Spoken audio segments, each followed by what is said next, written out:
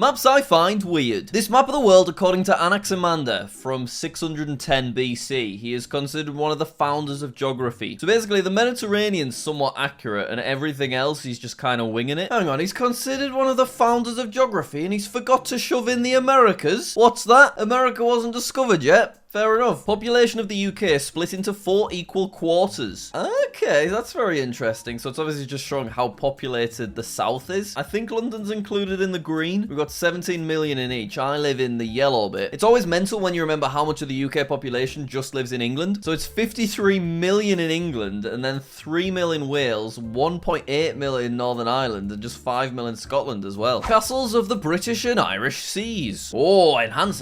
Let's see how many I've been to. Oh, what an epic map this is. So I've been to Edinburgh Castle. Yeah, that's really unreal. I've been to Lindisfarne, Holy Island. That's another really cool castle. Oh, look at this. Look at all of this. Woo! Tower of London. Yeah, we've done the Tower of London. And then I think that's probably it. I have driven past this one in Wales. There's so many cool castles I need to go visit. I've not been to any of these in Ireland. The smart kids made this one. Oh, that's a nice looking map. They must have used stencils though, right? Can we spot any errors? The UK flag does look a bit chunky around Scotland, I'm not gonna lie. And they definitely got lazy with the Sri Lanka flag. Whoa, countries that have lost their citizens in the 9/11 attacks. That is mental. You would not think that the amount of victims would be that globally diverse. I know it's a serious map and all, but what's New Zealand doing up there? I'm sorry, I needed to point it out. Counties where a president of the United States was born. Okay, so it is mainly over on the east. And if we enhance, 4 presidents were all born in this little tiny area. Where is that? Massachusetts, apparently. I wonder what's responsible for the slightly higher odds. Location of sites related to methamphetamine production. Do you know what? Czech Republic are going mad for meth. They talked about Czech Republic in the last season of Breaking Bad, and I guess this is the reason why. I got a 132 IQ on the National IQ test. It's probably the most accurate online test. How high is your IQ? Oh, this is an advert. I was reading it like, what's this got to do with the maps? Since Napoleon lost the Battle of Waterloo on this day in 1815, a gif of the full battle. Whoa, what is going on? Look at everyone, they're going, brrr. Everyone's like ramming into each other. Everyone's being shot at. This is intense. I'm quite stressed, to be honest. Oh, they're all in amongst it. Can you imagine how scary that must have been, being right in the thick of it there? What Germany is called around Europe. In the UK, it's called Germany. In Germany, it's called Deutschland. In Poland, it's called Niemcy. Then we've got Nemeko, Nemotsozag, Nemesia, Nejamaka, Germania, Alemanga, Alemania,